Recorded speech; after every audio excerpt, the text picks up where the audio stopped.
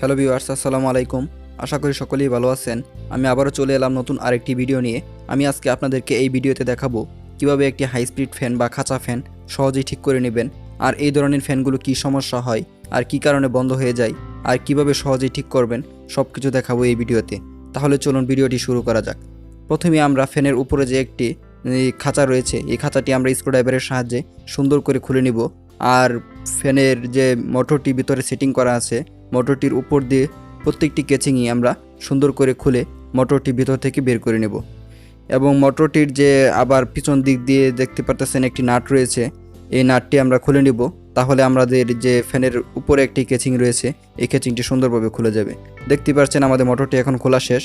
আর আমরা দেখতে পাচ্ছি আমাদের ফ্যানের যে ভিতরে একটি শেফ রয়েছে, এই শেফটি কিন্তু খুবই জ্যাম হয়ে গেছে। তাহলে চলুন আমরা এই জ্যামটি কীভাবে ছোটাবো। প্রথমে আমরা আমাদের মোটরটির যে 4টি নাট রয়েছে চারপাশে, এই প্রত্যেকটি নাট আমরা সুন্দর করে খুলে নেব। তাহলে আমরা এই ফ্যানের মোটরটির জ্যামটি আমরা ছোটাতে পারবো।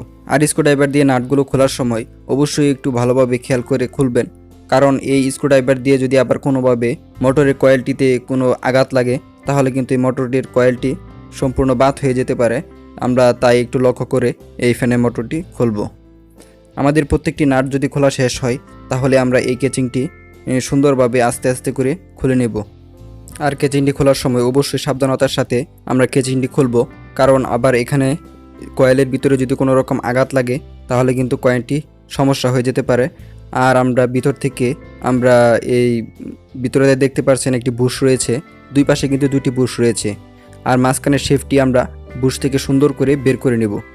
আমরা অনেক চেষ্টার পর ওই বুশটি বের হচ্ছিল না, তাই আমরা এখানে একটু অয়েল দিয়ে দিচ্ছি, যেন আমাদের এই শেফটি বুশ থেকে বের করতে খুবই সহজ হয়ে যায় আর আমরা সহজে খুলে নিতে পারি।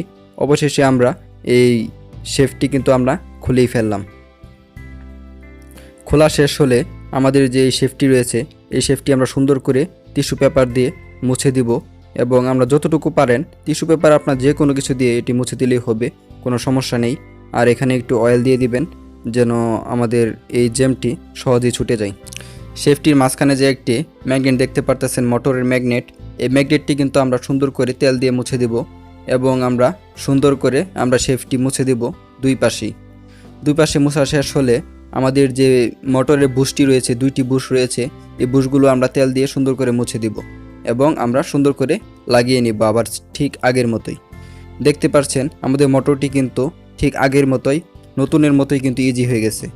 এখন আমরা আশা করতে পারি আমাদের এই মোটরটি আগের মতোই চলবে। তাহলে চলুন আমরা এই মোটরটি আগের মতোই আমরা সেটিং করে দেখি আমাদের মোটরটি চলে কিনা। আপনারা চাইলে কিন্তু এভাবে খুব সহজেই আপনারা এই ধরনের ফ্যান, খাঁচা ফ্যান, হাই স্পিড ফ্যান, যে কোনো ফ্যান কিন্তু নিজেই সার্ভিসিং করে নিতে পারেন। আর এই ধরনের মোটর কিন্তু খোলাও কিন্তু খুবই সহজ। আপনারা দেখতেই পারছেন আমি কিন্তু খুব সহজভাবে এই মোটরটি খুলে ফেলেছি এবং খুব সহজেই কিন্তু এই মোটরটি লাগাচ্ছি। আবার মোটরের কিন্তু প্রত্যেকটি নাটই আমরা খুবই ভালোভাবে লাগিয়ে নিব এবং একটু ভালোভাবে টাইট দিয়ে নিব নাটগুলো। প্রত্যেকটি নাট আমাদের এই মোটরে লাগানো শেষ হলে আমরা আপনাদেরকে দেখাবো, এই মোটরটি চালিয়ে দেখাবো আমাদের মোটরটি চলে কিনা। আপনারা চাইলে কিন্তু এই ধরনের মোটর, খাঁচা ফ্যান, সিলিং ফ্যান, যে কোনো ফ্যান কিন্তু আপনারা সহজেই সার্ভিসিং করে নিতে পারেন। আর মোটরের প্রত্যেকটি নাট লাগানো শেষ হলে আমাদের শেফটি ভিতরে একটু বাড়ি দিয়ে দিব, যেন আমাদের শেফটি সুন্দরভাবে বসে যায় ভিতরে, আবার কোনো রকম জ্যাম না হয়ে থাকে। আর একটু তেল দিয়ে দিব। আপনারা অবশ্যই কিন্তু এখানে মেশিনের তেল বা নারিকেল তেল ব্যবহার করবেন, অন্য কোনো তেল ব্যবহার করবেন না। তাহলে কিন্তু এই মোটরটি আবার কয়েকদিন পরে নষ্ট হয়ে যাবে, আবার জ্যাম হয়ে যাবে। এখন আমাদের মোটরের সবগুলো কাজই কিন্তু শেষ। এখন আমরা দেখব আমাদের মোটরটি চলে কিনা। দেখতেই পাচ্ছেন আমাদের মোটরটি কিন্তু ঠিক আগের মতোই ঠিক হয়ে গেছে। তাহলে চলুন আমরা এই মোটরের যে খাঁচাগুলো রয়েছে, এই খাঁচাগুলো আমরা সুন্দর করে আগের মতোই বসিয়ে নিব এবং আমরা পাখা লাগিয়ে দেখব আমাদের মোটরটি কি আগের মতো স্পিড আছে কি না আবার কমে গেছে। আমরা এই ফ্যানের যে প্রত্যেকটা নাট আমরা যেভাবে খুলেছি ঠিক ওরকমভাবেই কিন্তু আমরা এই নাটগুলো লাগিয়ে নিব, নয়তো কিন্তু ফ্যানের মোটরটি ভিতরে নাড়াচাড়া করবে, তাহলে বিভিন্ন শব্দ হতে পারে এই ফ্যানটিতে। আমরা প্রত্যেকটি নাটটি খুবই ভালোভাবে আটকে নিব। তাহলে আমরা চলুন এখন আমরা ফ্যানের পাখাটি লাগিয়ে নেই। পাখাটি লাগানো শেষ হলে আমরা আপনাদেরকে টেস্ট করে দেখাবো আমাদের ফ্যানটি কীরকম ঠিক হয়েছে, আগের মতোই বাতাস দেয় কিনা। পাখাটি লাগানো শেষ হলে আমরা সকেটের মাধ্যমে আমরা এই ফ্যানটি টেস্ট করে দেখব।